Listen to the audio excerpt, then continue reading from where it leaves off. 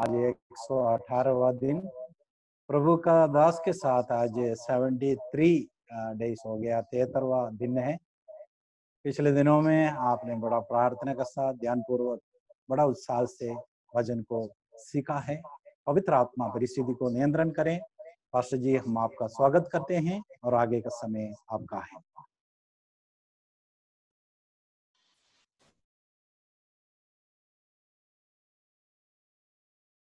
शून्य से हमें अपने स्वरूप और समानता में रचने वाला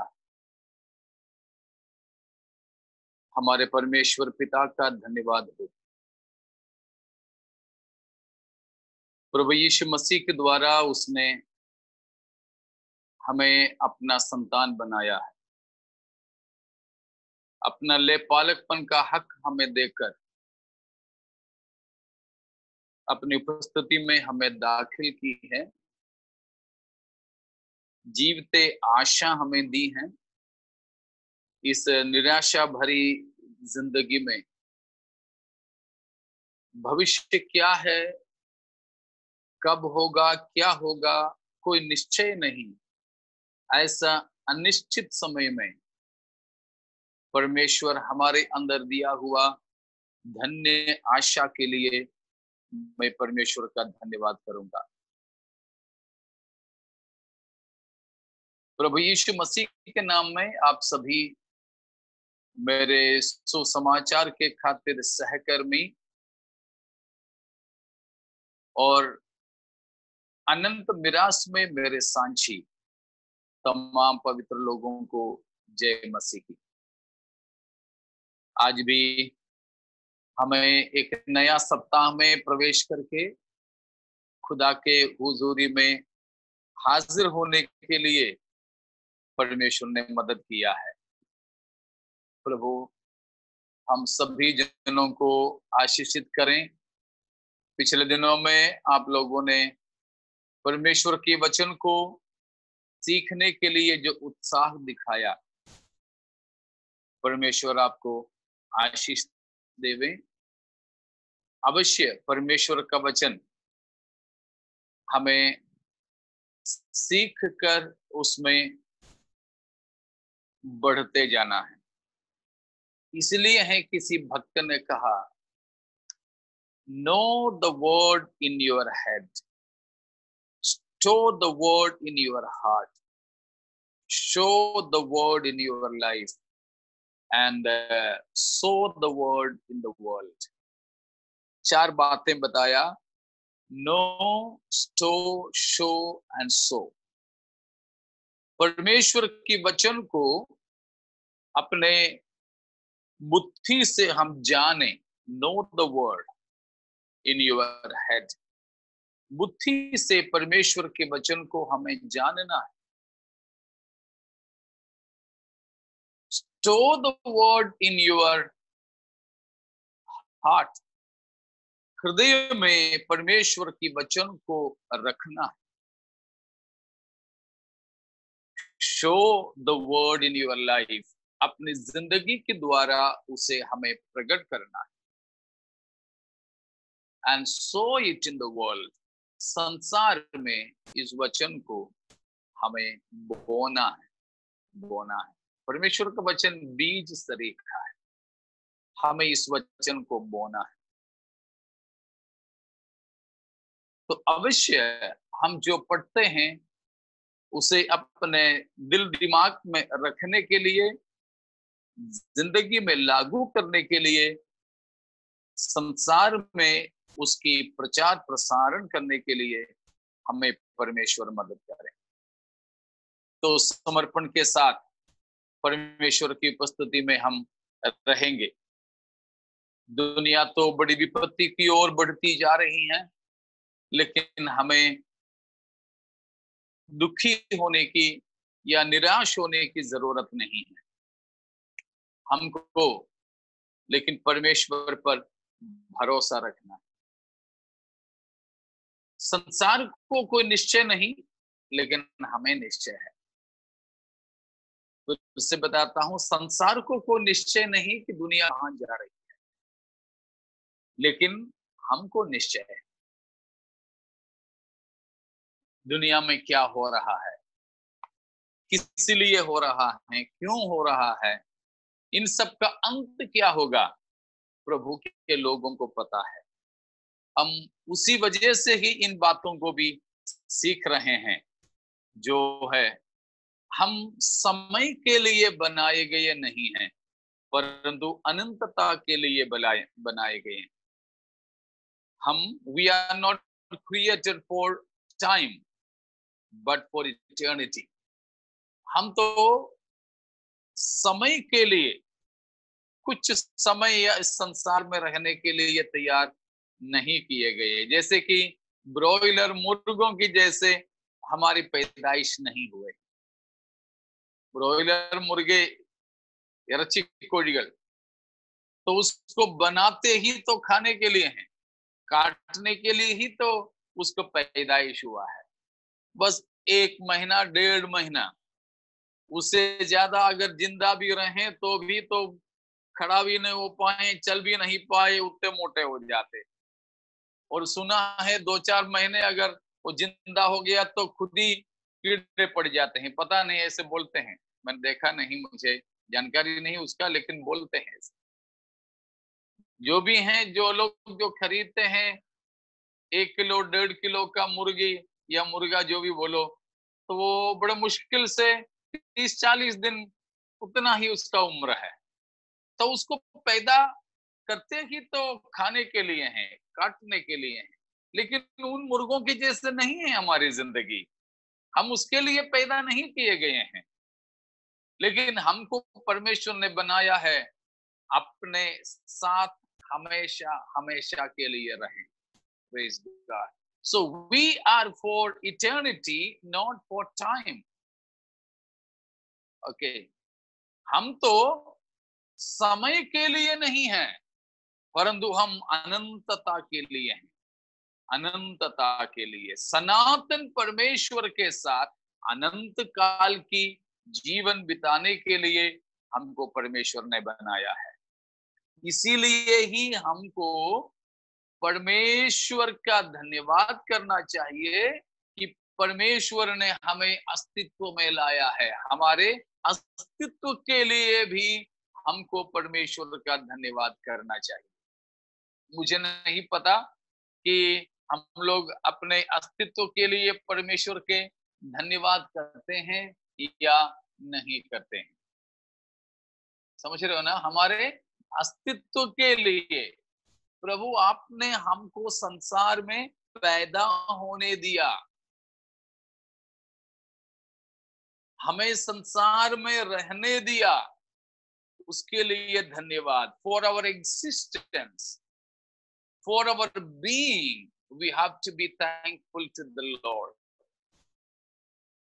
परमेश्वर से हमें धन्यवादित रहना है अपनी जिंदगी के लिए, अपने जन्म के लिए, अपने अस्तित्व के लिए। Praise God. अगर हम अस्तित्व में नहीं होते तो परमेश्वर का प्रेम को नहीं पहचान सकते थे। अगर हम अस्तित्व में नहीं होते तो परमेश्वर के उस मोहब्बत के बाहों में हम रह नहीं सकते थे, परमेश्वर को जान नहीं सकते थे अगर हम नहीं होते। इसीलिए हमको परमेश्वर ने बनाया जैसे हम हैं, गोरे हो या काले हो, धन्यवाद दे सकते हैं, ठीक है ना? तो हम मोटे हैं, पतले हैं, अनपढ़ है, अंगूठे छाप है, जो भी है, जैसे आपने हमको बनाया प्रभु जी, धन्यवाद। आखिरकार हमें बनाने का मकसद आपके साथ अनंतकालीन जीवन बिताना। Praise God. उसके लिए हमको परमेश्वर बनाया ही नहीं, परंतु हमें बचाया भी है। हालेलुया। तो उन्हीं बातों को हम पिछले दिनों में भी देख रहे थे कि प्रभु यीशु मसीह के द्वारा हमको परमेश्वर अपने सृष्टि के मकसद की ओर ले चल रहे हैं, ले चल रहे हैं। तो हमें उसमें प्रभु ने शामिल किया। तो हमने शनिवार यह देख करके समाप्त किए थे कि हम परमेश्वर के साथ यदि संसार में रहते समय में रहोगे तो परमेश्वर हमारे साथ अनंत काल में रह सकेंगे। समझ में आ रहा है शायद ना? जगत में हम रहते समय परमेश्वर के साथ साथ में रहें तो अनंत काल में परमेश्वर हमारे साथ रहेंगे। वही हमने देखा कि हम स्वर्ग में अनंतकालीन जीवन बिताएंगे कि और कहीं। हमने देखा था हम स्वर्ग में नहीं, फिर कहा? नया यरूशलेम में, नया यरूशलेम में। तो वो नया यरूशलेम, उसके लिए परमेश्वर के वचन में दिए कई नाम है और विशेषकर नया जो यरूशलेम, उसका माप वगैरह भी हमें हल्का सा देखना है, तो हम उसमें प्रभु के वचन में चलेंगे। तो हमने देखा कि स्वर्ग अलग है और ये नया यरूशलेम अलग है। नया यरूशलेम में हम परमेश्वर के साथ हमेशा के लिए अपनी जिंदगी बिताएंगे। तो उसके लिए बताया है कि प्रभु यीशु मसीह के दुल्हन या पत्नी के तौर पर उस नया यरूशलेम को भी बताया है। ठीक है, तो उसमें हम कुछ देखने के लिए चाहेंगे। ठीक है, तो हमारे अनंतकालीन जिंदगी हम परमेश्वर के साथ उस नया यरूशलेम में बिताएंगे। पिछले दिनों में हमने देखा, एक बार और हम उसको पढ़ेंगे, प्रकाशित वाक्य 21 का 1, 2 और 3। फिर मैंने नए आकाश और नई पृथ्वी को देखा, क्योंकि पहला आकाश और पहली पृथ्वी जाती रही थी और समुद्र भी ना रहा। फिर मैंने पवित्र नगर नए यरूशलेम को स्वर्ग से परमेश्वर के पास से उतरते देखा। वह उस दुल्हन के समान थी जो अपने पति के लिए श्रृंगार किए हुए हो।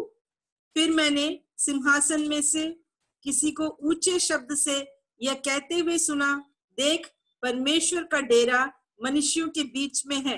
वह उनके साथ डेरा करेगा और वे उसके लोग होंगे और परमेश्वर आप उनके साथ रहेगा और उनका परमेश्वर होगा। तो नया यरूशलेम के बारे में हम यहाँ पर पढ़ते हैं।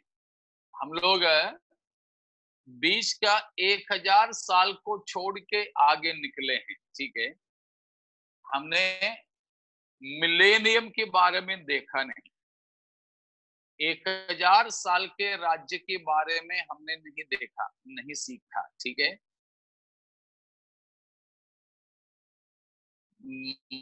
मैंने वैसे तो नहीं चाहा उसके बारे में बताने के लिए। यदि आप लोग चाहोगे तो उसके बारे में भी हम चाहिए जी चाहेंगे। अच्छा, ठीक है, तो फिर हम उसमें भी जाएंगे, क्योंकि ये अभी हम जो देख रहे हैं 1000 साल के बाद की बातों में देख रहे हैं। ठीक है, तो 21 और 22 अध्याय अनंत काल के बारे में हैं, लेकिन 20 अध्याय में हम जो है 1000 साल के राज्य के बारे में देखते हैं, 20वां अध्याय में। तो हम उसके बारे में देखने के बाद इसमें आए तो ठीक है, नहीं तो फिर हमें गाड़ी रिवर्स लेके जाना पड़ेगा, तो पीछे लेके जाना पड़ेगा। तो उस पहले तो फिर हम इसी को देखेंगे, कैसे हैं जो 1000 साल के राज्य के बारे में बताया है, उसमें हम चलते हैं। फिर तो हम 20वां अध्याय में चलेंगे। ठीक है, तो मैं वैसे चाह रहा था कि उसको बस 1000 साल का राज्य बोलकर छोड़ने के लिए, लेकिन आप चाहोगे तो उसमें हम चलते हैं। तो हम जैसे देखते हैं, न्याय के बारे में देखे थे, एक और बार मैं उसके सिलसिला बताता हूं। अब कलीसिया की समय चल रहा है। इस समय के अंत में हमारे प्रभु यीशु मसीह स्वर्ग से बादलों तक आएंगे, कलीसिया को पृथ्वी से बादलों पर लेके जाएंगे, ताकि हवा में हम प्रभु से मिले। प्रभु हवा तक, बादलों तक आकर कलीसिया को, पवित्र लोगों को पृथ्वी से उठा ले जाकर हवा में हम नहीं रहेंगे, मिलेंगे ही हवा में, ठीक है। बादलों पर हम प्रभु से मिलेंगे, वहां रहेंगे नहीं। वहां से यूहन्ना 14 का 1, 2, 3 के अनुसार हमको यीशु मसीह पिता के घर में लेकर जाएंगे, स्वर्ग में लेकर जाएंगे। अभी हम जिसको स्वर्ग कहते हैं वो जिधर भी हो, ठीक है, जिधर भी हो, वहां प्रभु हमें लेकर जाएंगे। उस स्वर्ग कहाँ है, एक ज्यादा मुझे बताना नहीं आता, हल्का समय आपको बता देता हूं, जितना मुझे आता है उतना। बाकी आप उसका विवरण कर सकोगे, नहीं तो आप पढ़ाई कर सकोगे। और जियोग्राफी वगैरह, भौगोलिक विज्ञान वगैरह सीखने वाले, कोई सिखाने वाले टीचर लोग वगैरह तो है हमारे बीच में, तो कोई भौगोलिक विज्ञान, जियोग्राफी वगैरह सिखाने वाले कोई हो तो शायद वे लोग और उसके बारे में समझ सकेंगे। तो स्वर्ग कहाँ है, बाइबल हमें एक छोटा सा सूचना देता है, कहाँ है वो, ठीक है। हम देखते हैं भजन संहिता 75 का 6वां पद को हम पढ़ेंगे।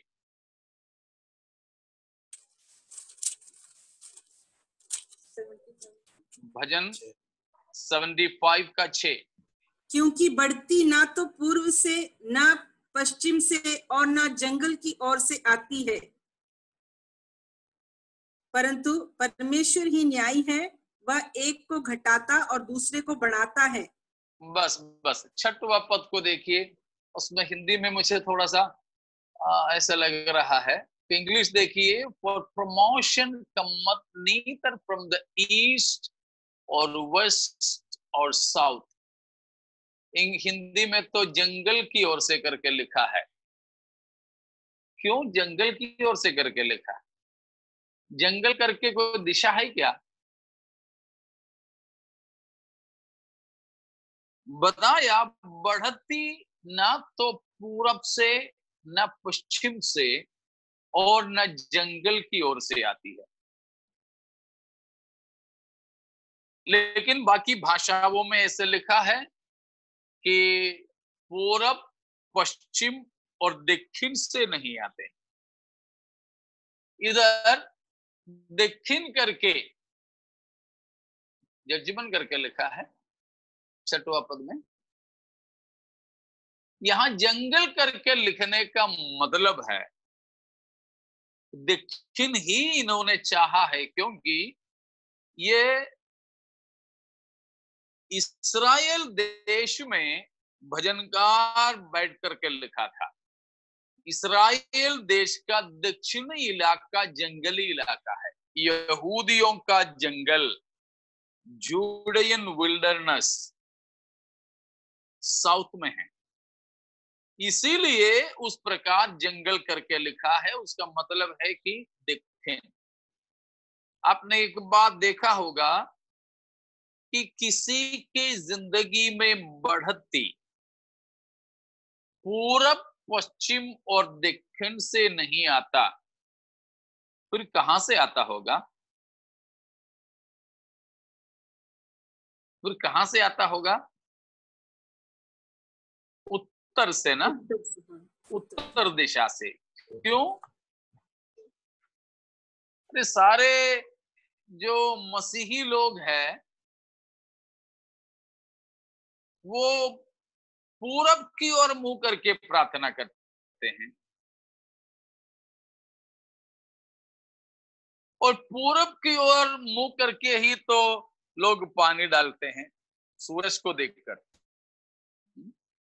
वो एक प्रकार के सूर्य नमस्कार है जो मसीही लोग भी, ईसाई लोग भी जो कर रहे हैं। इसलिए हैं हम पूरब पश्चिम किसी दिशा की ओर नहीं देखते। अपन चर्च बनाते भी है तो उत्तर दक्षिण अगर जगह है तो ऐसे बना लो, नहीं तो पूर्व पश्चिम में जगह है तो वैसे बना लो। कोई नियम नहीं है कि इस दिशा में ही चर्च को बनाना है, भलाने दिशा की ओर हमें मुंह करके प्रार्थना करना, ऐसे कुछ नहीं।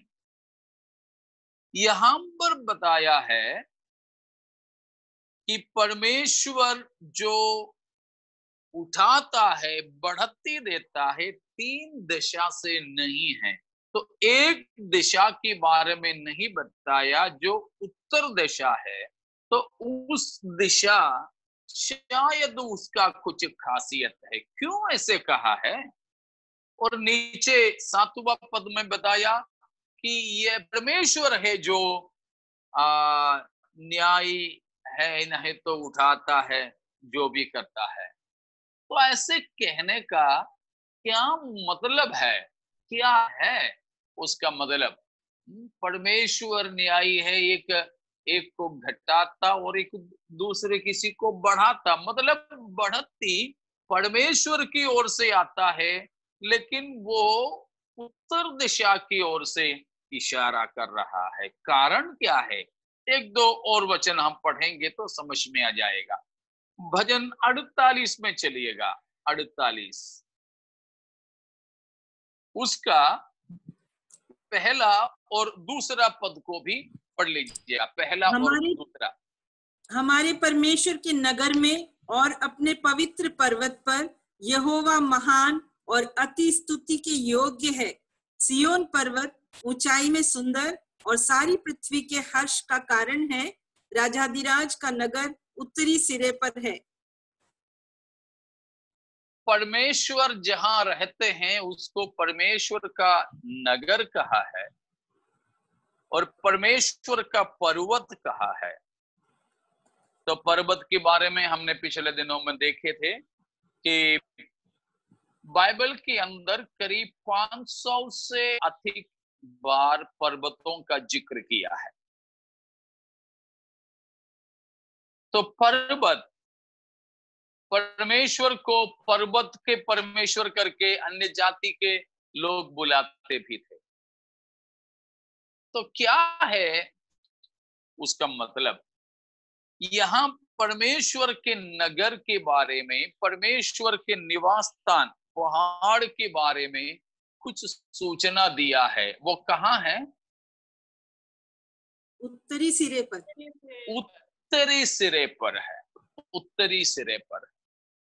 देखिए भजन 75 में उत्तरी दिशा को बताया नहीं, अर्थात जो बढ़ावा मिलने वाली जगह उत्तरी दिशा है, एक सूचना वहां है।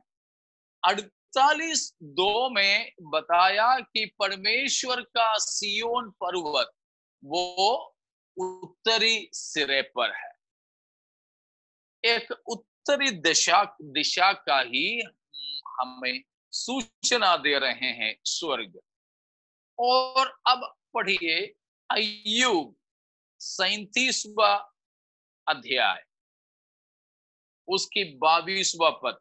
37 का 22। उत्तर दिशा से सुनहली ज्योति आती है। परमेश्वर भय योग्य तेज से विभूषित है। वहां पर भी हम उसी प्रकार की बात को देखते हैं। उत्तरी दिशा से क्या आते हैं?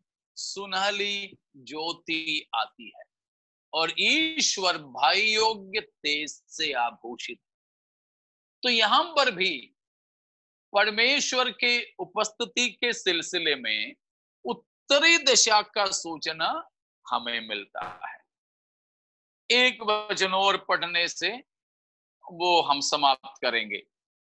यशाया 14 अध्याय का 13वां पद, जो 12, 13, 14 पद है 14वीं अध्याय का, वो शैतान के लिए, शैतान की उत्पत्ति के बारे में बताया गया माना जाता है। तो उसमें 14वीं वचन में या 13 और 14 मिला करके हम पढ़ें तो वहां पर रुकिएगा, वहां पर शैतान अपने मन में जो कहा उन बातों को बता रहा है। पहले भी एक बार हमने पढ़े थे घमंड के बारे में देखने के लिए कि यहाँ 5 बार शैतान ने अपने मन में कहा आई विल। खास तौर पर इंग्लिश में हम उसको देखते हैं आई विल, मैं ऐसा करूंगा करूंगा, 5 बार कहा। तो देखिए क्या क्या बताया है, क्या क्या कहा है, पढ़िएगा अभी 13-14।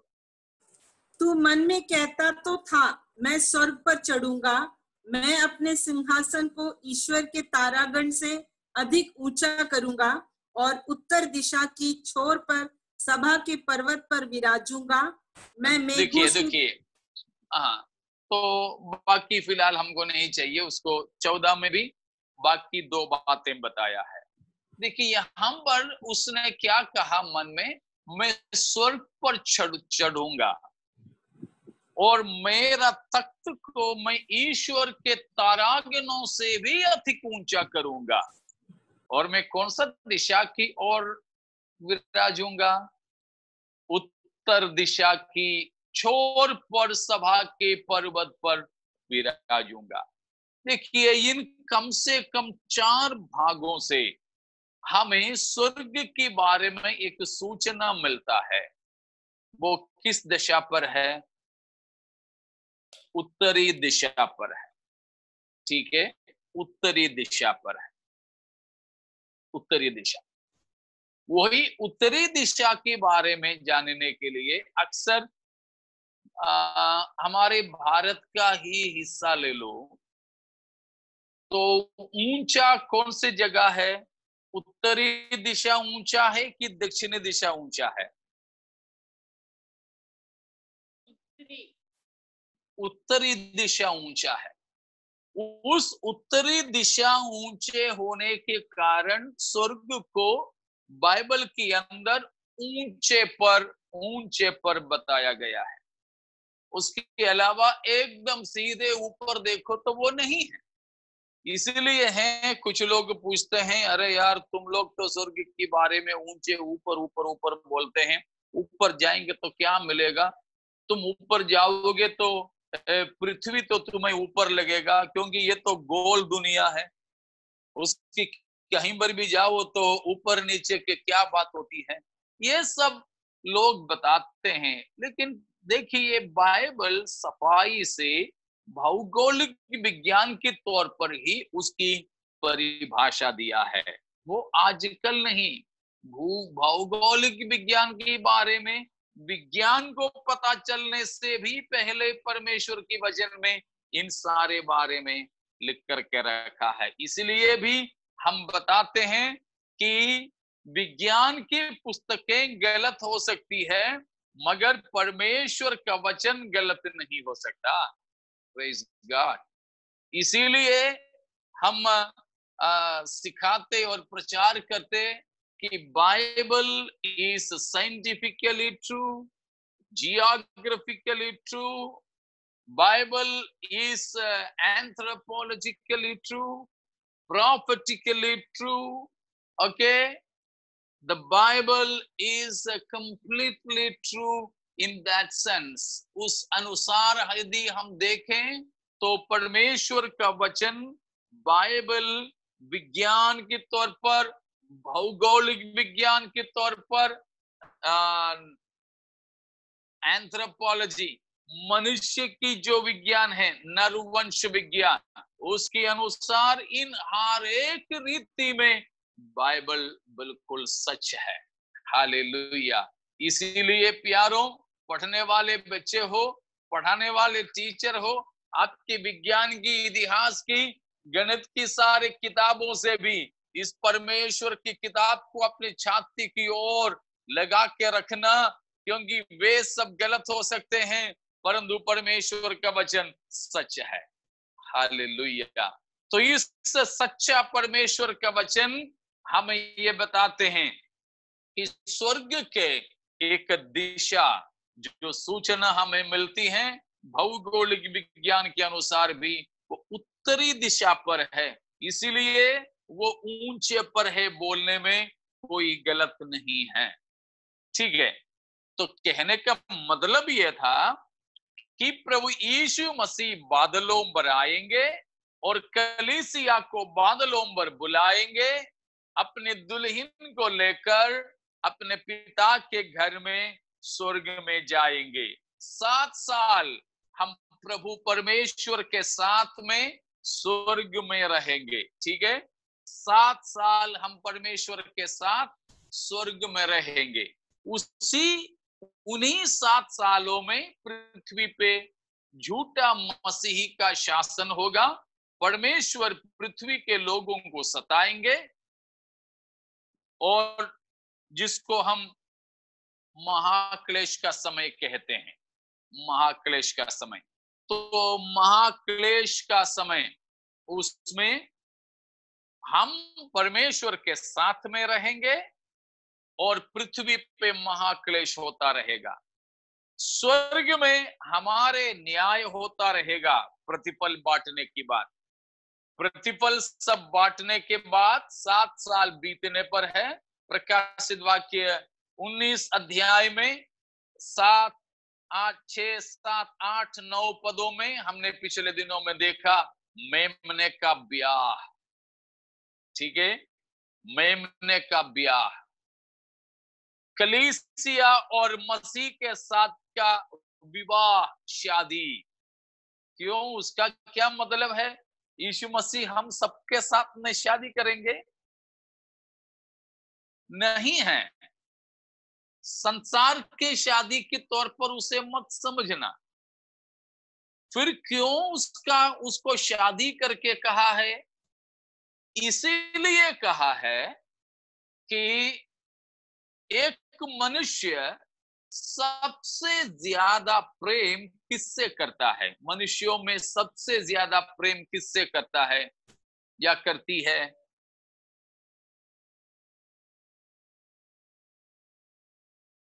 अपने जीवन साथी से।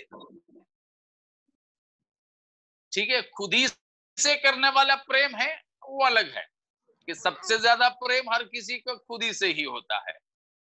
ठीक है, इसीलिए प्रभु यीशु मसीह ने कहा है कि जब तुम मेरे पीछे आना चाहोगे तो अपने जीवन साथी को छोड़ के आओ, नहीं बोला, लेकिन खुद को त्यागो बोला, क्योंकि सबसे ज्यादा प्रेम तो हम खुद ही से करते हैं। ठीक है, अन्य मनुष्यों की बात ले लें तो हम हर कोई सबसे ज्यादा प्रेम अपने ही जीवन साथी से करते हैं, पति हो या पत्नी।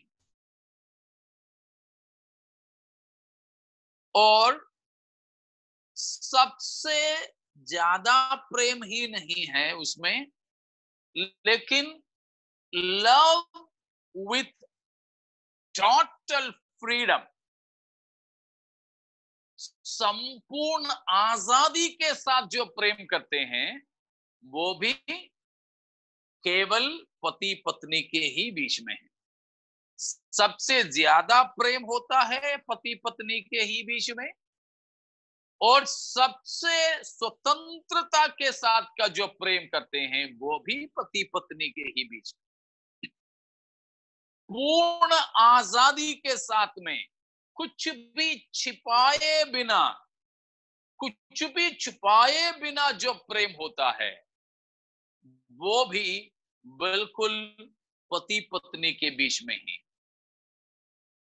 मम्मी बच्चों से प्रेम करती है तो भी उनकी प्रेम में एक सीमा है, एक सीमा। पापा बच्चों से प्रेम करता है, उनका प्रेम उनको लगता भी है तो और प्रेम करें, लेकिन उसको प्रकट करने की एक सीमा है। लेकिन पति पत्नी में है बिना सीमा, संपूर्ण स्वतंत्रता और सबसे ज्यादा प्यार या प्रेम वो केवल जीवन साथियों के बीच में ही है। जबकि ये जीवन साथियां कभी भी खून के रिश्तेदार होते भी नहीं। तो दो अन्य परिवारों में, पराये परिवारों में पैदा हुए दो लोग ऐसे प्रेम करने लग जाते हैं कि उसका कोई जवाब नहीं। बस मनुष्यों की रिश्तों में सबसे ज्यादा प्रेम, सबसे स्वतंत्र प्रेम, सबसे हकदार प्रेम और बिना सीमा का प्रेम का रिश्ता केवल इसी रिश्ते पर होते हैं जो पति पत्नी के रिश्ते में। बाकी हर किसी रिश्ते में क्या आता है? सीमा, पर्दा। लेकिन बिना सीमा, बिना पर्दे का प्यार केवल पति पत्नी में। उससे बढ़कर कोई रिश्ता मनुष्यों के बीच में है ही नहीं, प्रेम की सर्वश्रेष्ठता को दिखाने के लिए। इसीलिए वो सर्वोच्च दृष्टांत यीशु मसीह और कलीसिया के बीच के रिश्ते में इस्तेमाल हुआ है। ठीक है, समझ में आ रहा ना? मसीह यीशु और कलीसिया के बीच की रिश्ते को एक पति पत्नी की रिश्ते के तौर पर इसीलिए बताया है, केवल इसलिए बताया है कि बिना पर्दा, बिना प्रेम और बिना किसी रोक टोक का प्रेम के रिश्ता केवल पारिवारिक रिश्ता ही है, पति पत्नी की रिश्ता ही है। इसीलिए मसीह और मंडली के रिश्ते को उस कदर दर्शाया गया है। और कोई रिश्ता इससे बढ़कर के, इससे घनिष्ठ है तो मुझे जरा बताइएगा। पति पत्नी की रिश्ता से बढ़कर कोई रिश्ता यदि है तो आप मुझे बताइएगा, वो हम बाइबल में शामिल कर पाएंगे, लेकिन नहीं है। इसलिए बाइबल में दूसरा कोई रिश्ते के बारे में नहीं बताया। तो मेमने का ब्याह का मतलब कलीसिया और यीशु मसीह के बीच में दूल्हा दुल्हन की रिश्ते के बारे में कहने का यही मतलब है कि मसीह से हमारा प्रेम का रिश्ता उतना घनिष्ठ होगा जिसका प्यारों अभी हमारे दिल दिमाग से सोचना भी तो संभव नहीं है। हम बस इतना बोल के छोड़ ही सकते हैं, लेकिन मैं आपको सच कहता हूं कि अनंत राज्य में भी हम पहुंचेंगे तब भी प्रभु के प्रेम को बिल्कुल बयान करना, समझ पाना संभव नहीं है। इसलिए है किसी ने इस प्रकार कहा, शायद मैंने एक बार पहले भी कहा था, तो भी मैं फिर से बताता हूं कि अगर जमीन पे, पृथ्वी पे जितने पेड़ पौधे हैं उन सबको काटकर उसे कलम बना दे, पेड़ पौधे डालियां काटकर उसे कलम बना दे और सप्त सागर के जल को स्याही बना दें, विशाल आसमां को खाली कागज बना दें, तो एक लंबे आयु तक जिंदा रहने वाला आदमी पैदा होने की समय से लेकर ये पानी रूपी स्याही में, ये कलम डुबा करके आसमां रूपी कागज में खुदा की मोहब्बत के बारे में लिखते चले जाएं, तो सारे कलम एक के बाद एक करके घिसते चले जाएंगे और बिल्कुल पानी तो बिल्कुल स्याही सूख जाएंगे आसमां रूपी कागज तो भर जाएगा, लिखने वाला की आयु भी खत्म हो जाएगा, तो भी परमेश्वर का प्रेम पूरा बयान नहीं कर सकेंगे। तब भी परमेश्वर का प्रेम बाकी होगा, जिसकी बयान किए जाने के लिए उतना गहरा, उतना ऊंचा, उतना बिल्कुल लंबा परमेश्वर का प्रेम है प्यारों। हालेलुया। अनंतता भी परमेश्वर के उस प्रेम को जान पाने के लिए कम है।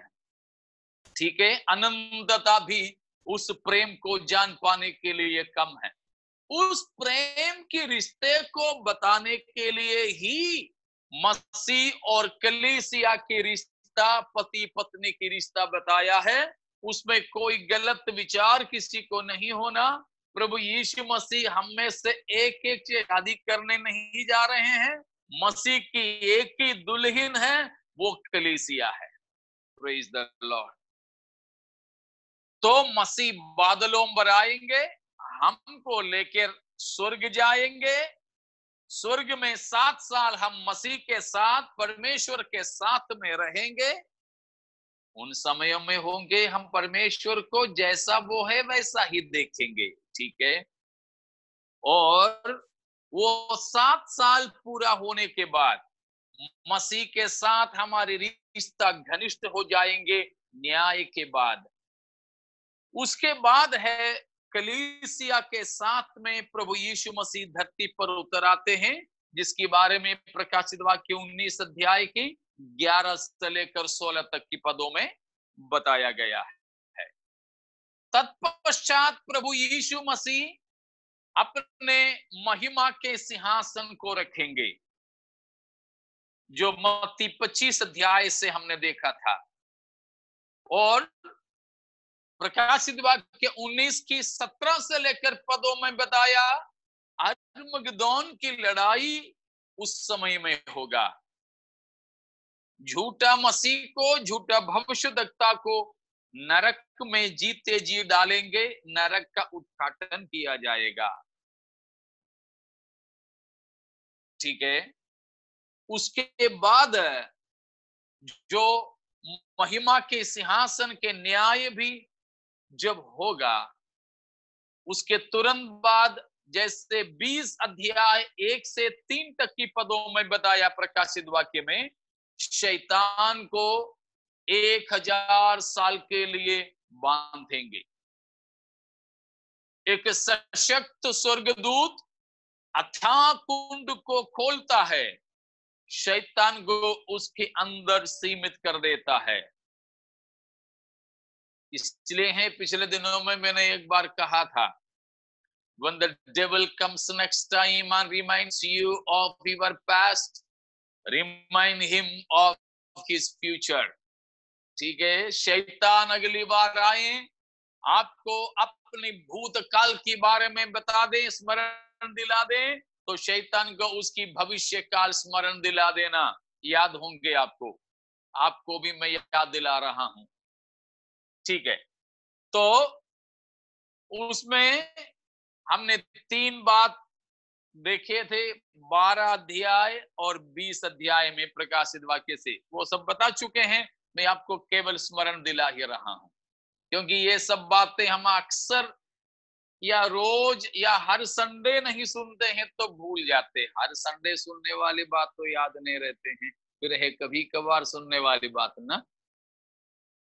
इसलिए मैं आपको दोहरा के सुना रहा हूं कि 12वां अध्याय में शैतान स्वर्ग से गिरा दिया जाता है, आसमान से गिरा दिया जाता है। He will be limited by space and time. समय और स्थान में, जगह में वो सीमित किया जाएगा। पहले तो हमने देखा यशायाह 14 में, तो वो स्वर्ग में रहता था, स्वर्ग से परमेश्वर ने उसको नीचे गिरा दिया, फिर भी परमेश्वर तक पहुंचने की आजादी है, इसलिए वो घूम रहा है, कहीं बैठना नहीं चाहता है।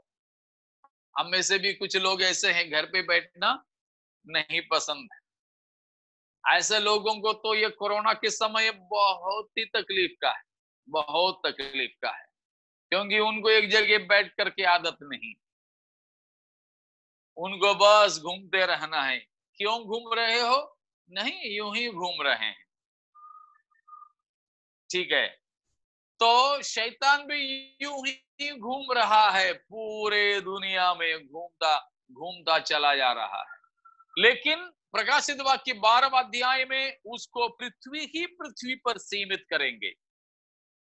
अब 20 अध्याय में आया तो पृथ्वी से उसको पकड़कर एक कुंड के अंदर सीमित करेंगे।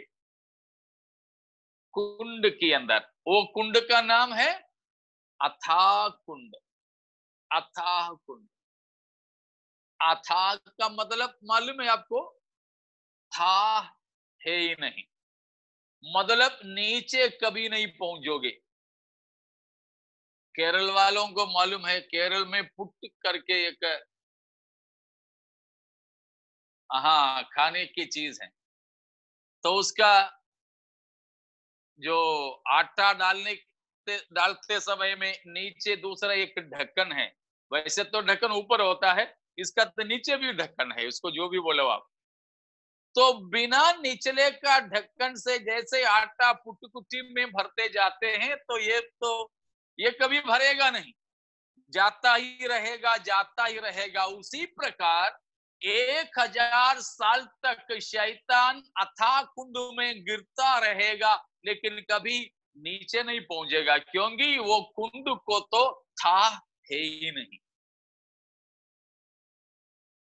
मजा ले लो खूब शैतान का कि वो अथाह कुंड में गिरता चला जाता रहेगा, वो कभी पहुंचेगा नहीं। वो 1000 साल शैतान जो गिरता चला जाता रहेगा, उसी 1000 साल इसी पृथ्वी पर हमारे प्रभु यीशु राजा होकर 1000 साल का राज यहां पर होता रहेगा। इसी पृथ्वी पर प्रभु यीशु मसीह 1000 साल का राज करेंगे। पढ़िएगा, चलेंगे हम प्रकाशित वाक्य 20 अध्याय में। इसलिए अभी हम we are trying to learn about Christ's millennial reign on this very earth. इसी पृथ्वी पर हमारे प्रभु यीशु मसीह के सहस्त्राब्द राज्य के बारे में देखने जा रहे हैं। आपको अभी उसका लगातार ही मिला होगा। कलीसिया चली जाती हैं, बादलों पर मसीह आते हैं, 7 साल स्वर्ग में रहते हैं, उसके बाद पृथ्वी पर मसीह अपने पवित्र लोगों के साथ आते हैं। हरमगिद्दोन की लड़ाई होता है, झूठा मसीह और झूठा भविष्यद्वक्ता को नरक में डालते हैं। महिमा के सिंहासन का न्याय होता है, और राजा के दाएं तरफ में जो लोग हैं उनको लेकर 1000 साल के राज्य में प्रवेश करते हैं।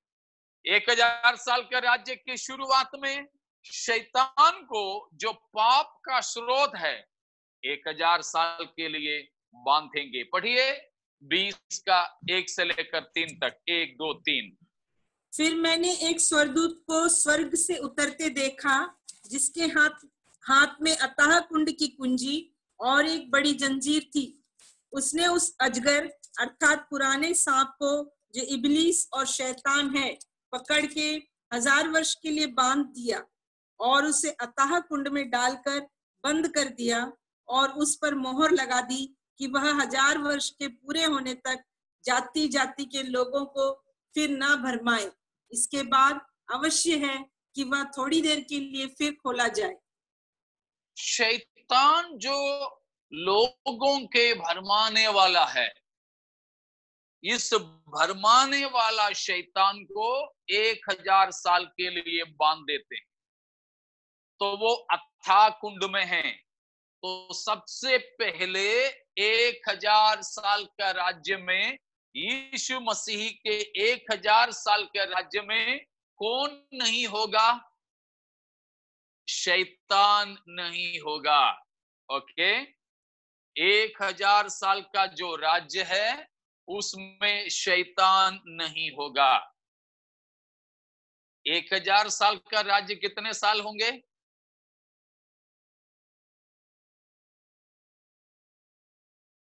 ठीक है, समझ में आ गया ना? For 1 millennium. ओके, 1000 साल, पूरा पूरा 1000 साल। ठीक है, तो 1000 साल का राज्य होगा, उसमें शैतान नहीं होगा। कहां होगा वो राज्य? 1000 साल का राज्य कहां करेंगे? इसी पृथ्वी पे। ठीक है, जिसमें अभी हम हैं, इसी पृथ्वी पर होगा 1000 साल का राज्य। कौन करेगा राज्य?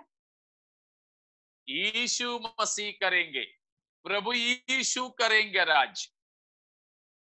ठीक है, अब 4, 5 और 6 भी पढ़िएगा। 4, 5 और 6। फिर मैंने सिंहासन देखे और उन पर लोग बैठ गए और उनको न्याय करने का अधिकार दिया गया। मैंने उनकी आत्माओं को भी देखा जिनके सिर यीशु की गवाही देने और परमेश्वर के वचन के कारण काटे गए थे, और जिन्होंने ना उस पशु की और ना उसकी मूर्ति की पूजा की थी और ना उसकी छाप अपने माथे और हाथों पर ली थी। वे जीवित होकर मसीह के साथ 1000 वर्ष तक राज्य करते रहे। जब तक ये 1000 वर्ष पूरे ना हुए, तब तक शेष मरे हुए ना जी उठे। यह तो पहला पुनरुत्थान है। बस, तो यह हम पर है यीशु मसीह के 1000 साल। इस आधार पर तो प्रकाशित वाक्य 20 का 1 से 6 तक की पदों के आधार पर है। इसे मिलेनियम करके जो हम कहते हैं। ठीक है, तो करीब आप जरा देखिए कितने बार 1000 साल 1000 साल करके वहां पर कहा है। 1 से 7 पद तक कितने बार कहा है?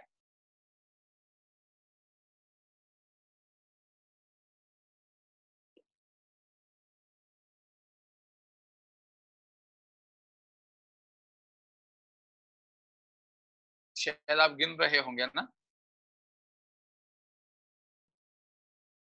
अपना अपना बाइबल में देख सकते हैं।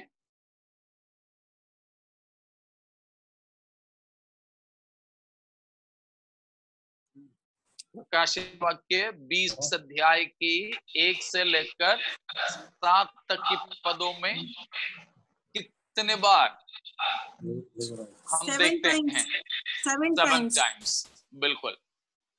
तो 7 बार हम यहाँ पर 1000 साल या 1000 साल 1000 साल करके कहा है। तो इन वचनों के आधार पर ही हम ये मानते हैं या सीखते सिखाते कि प्रभु यीशु मसीह का 1000 साल का राज्य होगा। ठीक है, तो प्रभु यीशु मसीह स्वर्ग राज्य के बारे में हमें बताया था। स्वर्ग राज्य के बारे में, तो स्वर्ग राज्य या परमेश्वर का राज्य, ये दोनों प्रकार की शिक्षा हम सुसमाचार के पुस्तकों में पाते हैं। दोनों का एक जैसा भी मतलब है, हल्का सा फर्क भी है। तो परमेश्वर का राज्य का 2 विशेष पहलू प्रभु यीशु मसीह ने जो सिखाया था। यूहन्ना बपतिस्मा दाता ने भी, प्रभु यीशु मसीह ने भी प्रचार कैसे शुरू किए थे? परमेश्वर का राज्य निकट है, इसलिए तुम मन फिराओ, सुसमाचार पर विश्वास करो। तो परमेश्वर का राज्य क्या है? परमेश्वर का राज्य परमेश्वर का राज्य एक तो एक अनुभव है, दूसरा वह एक जगह है, स्थान है। अर्थात परमेश्वर का राज्य का एक आध्यात्मिक मतलब भी है और एक शाब्दिक मतलब भी है। यानी परमेश्वर का राज्य आध्यात्मिक तौर पर भी है और शाब्दिक तौर पर भी है। आध्यात्मिक राज्य भी है और शाब्दिक राज्य भी है। ठीक है। किंगडम ऑफ गॉड और kingdom of haven has two aspects. It has a spiritual aspect as well as a physical or a material aspect. It has a temporary aspect and a future aspect. ठीक है।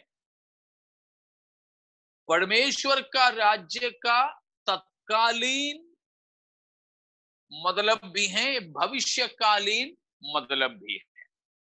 ठीक है। तत्कालीन मतलब भी, भविष्यकालीन मतलब भी।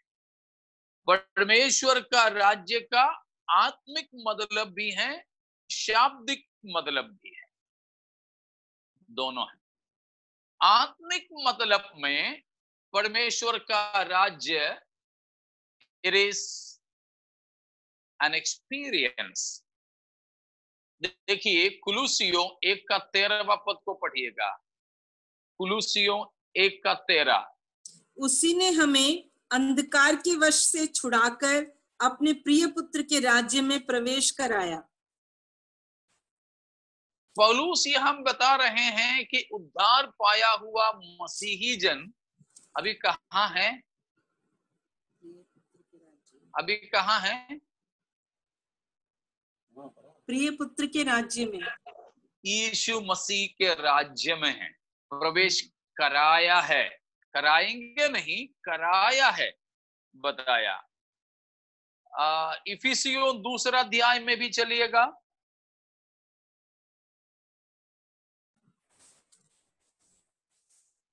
उसका 6 और 7। और मसीह यीशु में उसके साथ उठाया और स्वर्गीय स्थानों में उसके साथ बैठाया कि वह बैठाया। बस बस बस, स्वर्गीय स्थानों में उसके साथ हमको बैठाया है। तो इधर भी पौलुस बताते हैं हम कहाँ बैठे हुए हैं? स्वर्ग में। ठीक है। एक और पद पढ़ करके उस आध्यात्मिक अनुभव को हम छोड़ देंगे फिलहाल। रोमियो 14 अध्याय उसका 17वां पद। रोमियो 14:17। क्योंकि परमेश्वर का राज्य खाना पीना नहीं परंतु धर्म और मेल मिलाप और वह आनंद है जो पवित्र आत्मा से होता है।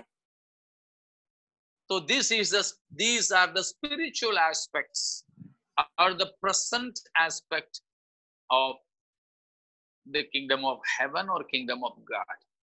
परमेश्वर का राज्य का वर्तमान कालीन अवस्था, आध्यात्मिक अवस्था हमने अभी जो पढ़े हैं 2-3 पदों से, और भी हैं लेकिन ये 3 काफी हैं समझने के लिए। ये आध्यात्मिक अनुभव है परमेश्वर के राज्य का। हमको प्रिय पुत्र के राज्य में दाखिल किया है। मसीह के साथ हमको स्वर्गीय स्थानों में बैठाया है। तो अभी आप कहाँ हो? आध्यात्मिक तौर पर स्वर्ग में। किसके साथ? मसीह के साथ। Praise God. इसलिए है कुलुसियों 3 अध्याय के 1-2-3 में बताया है कि हम मरे और हमारे जीवन मसीह के साथ परमेश्वर में छिपा हुआ है। तो ये आध्यात्मिक अनुभव है, आध्यात्मिक अनुभव है। साथ ही साथ में परमेश्वर के राज्य का एक शाब्दिक मतलब भी है, एक शाब्दिक मतलब भी। प्रेरितों के काम 14 का 22 को पढ़िएगा। उधर परमेश्वर के राज्य के शाब्दिक मतलब हमें मिलेगा। 14:22।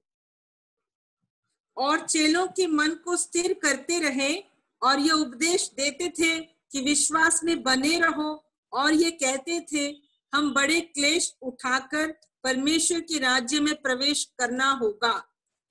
परमेश्वर के राज्य में प्रवेश करना होगा, वो भविष्यकालीन है, ये आध्यात्मिक नहीं है, वर्तमान काल के नहीं है, भविष्यकालीन परमेश्वर का राज्य। इफिसियों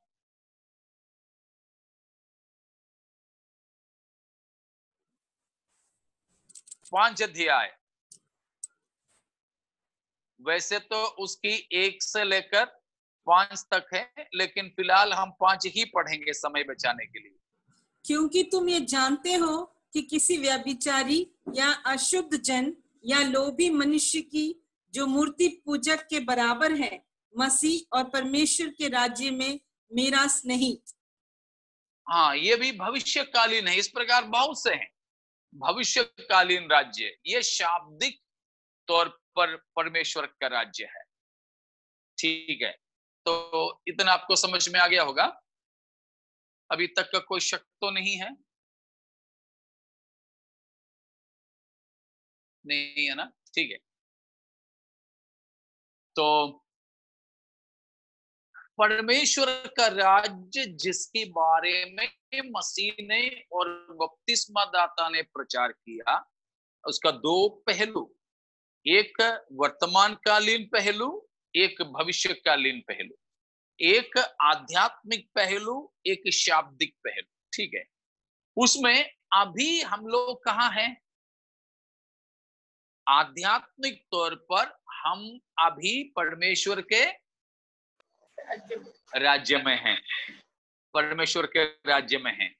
तो यह अभी वर्तमान काल में परमेश्वर का राज्य में प्रवेश किया, तो उसका भी 2 बात हमें समझना है, उसका भी 2 पहलू हमें देखना।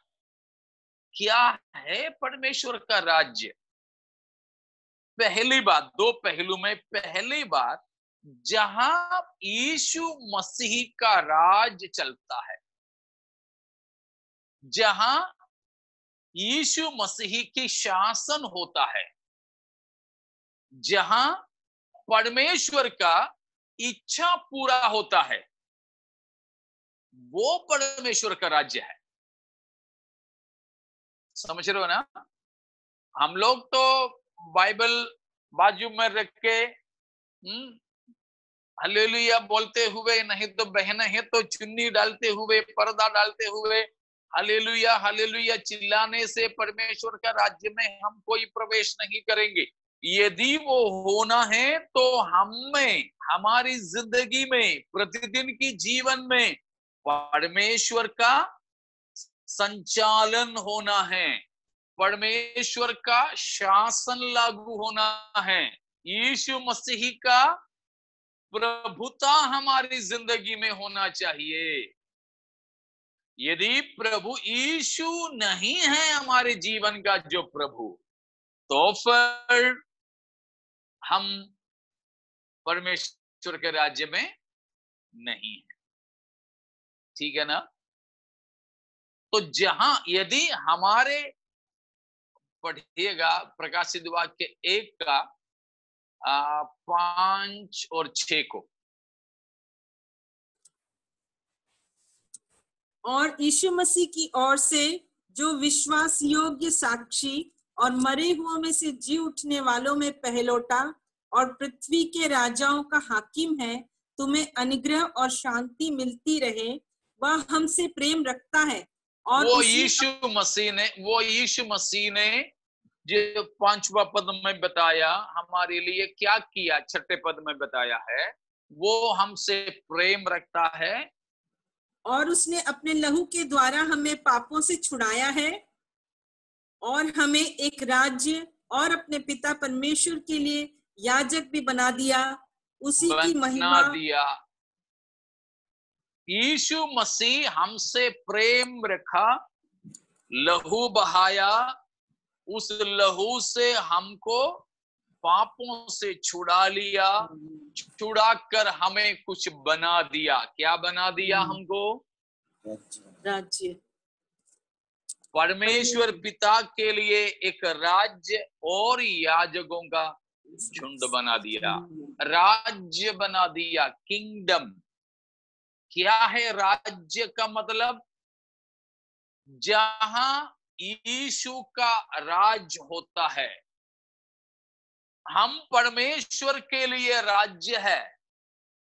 यदि परमेश्वर का राज हम पर चलता है तो आज जब हम यहां समाप्त करने जा रहे हैं तो सोच लीजिए, हम रूपी या हमारी जिंदगी रूपी राज्य में किसका राज्य चलता है?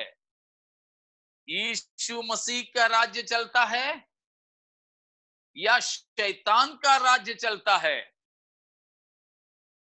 हमारे राज्य चलता है या हमारे लिए लहू बहाया, हमें पापों से छुड़ाने वाले का राज्य चलता है? Praise God.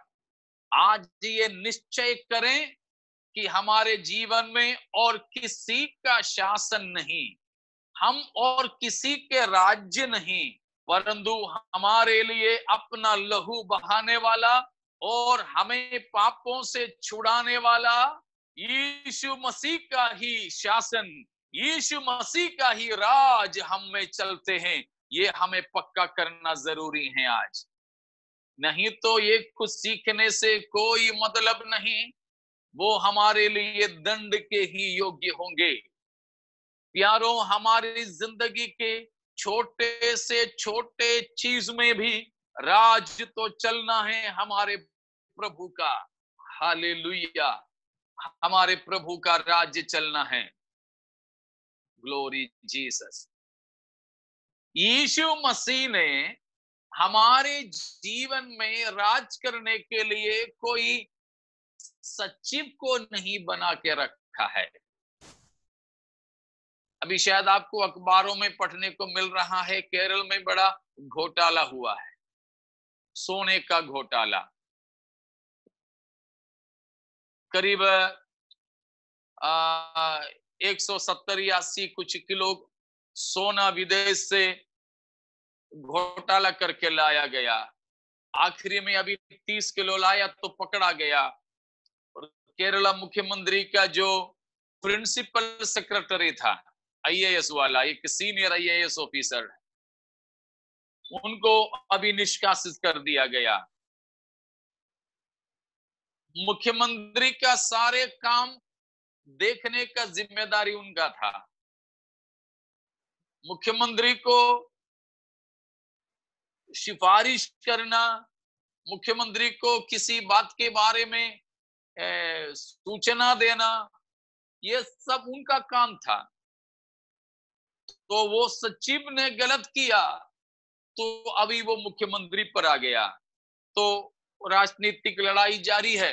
बाकी कुछ अपन को पता नहीं उधर का क्या है क्या नहीं है, चल रहा है जांच पड़ताल। मुख्यमंत्री अपना एक पर्सनल सेक्रेटरी को रखा है। प्रधानमंत्री शासन गद्दी पर तो बैठा है, लेकिन उनको सारी सूचना देने वाला, वो बाकी सब कुछ करने वाला उनके ब्यूरोक्रेट्स होते हैं, उनके आईएएस ऑफिसर्स होते हैं। लेकिन हमारे परमेश्वर इस संसार के राजाओं के, प्रधानमंत्रियों के, मुख्यमंत्रियों के जैसे सेक्रेटरी को रखकर शासन करने वाला नहीं है। हमारे प्रभु के कोई सचिव नहीं है। हमारे परमेश्वर आप ही निर्णय लेता है, हमारे परमेश्वर आप ही शासन करता है। इसलिए वहां घोटाले का तो कोई सवाल ही नहीं होता। इसलिए हमें सीधे सीधे हमारे राजा से संबंध रखना है। आज ये पक्का कीजिए प्यारों, हमारे जीवन में जो शासन होता है, हमारे शारीरिक सुख विलासों के और वासनाओं के शासन नहीं है।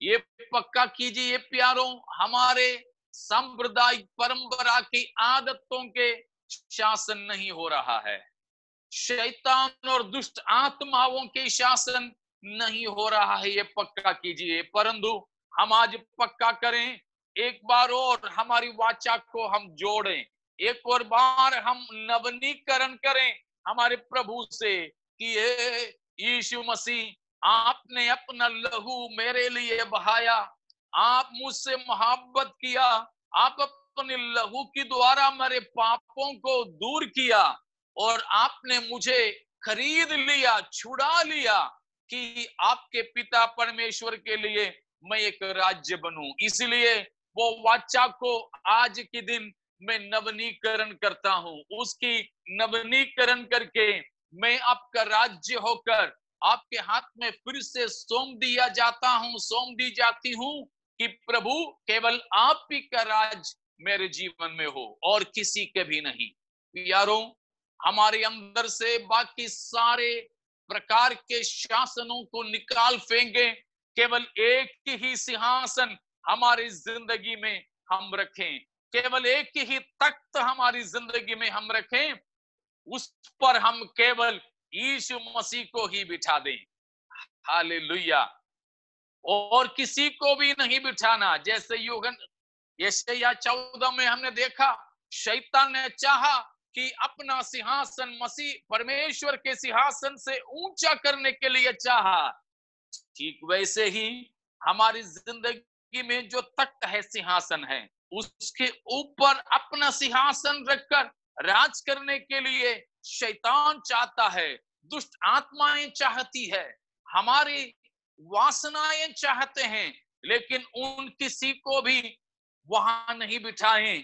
केवल एक ही तख्त हमारी जिंदगी में हो, वो केवल प्रभु यीशु मसीह का हो। तो आज से लेकर हम ही परमेश्वर का राज्य बनेंगे, हम ही परमेश्वर का राज्य बनेंगे। तो आओ हम परमेश्वर के राज्य बनकर के रहें। प्रभु के आगमन में देरी हुआ तो बाकी हम कल देखेंगे। आज हम यहाँ उस संकल्प के साथ में समाप्त करेंगे, यीशु केवल आप ही का राज्य मेरे जीवन में हो।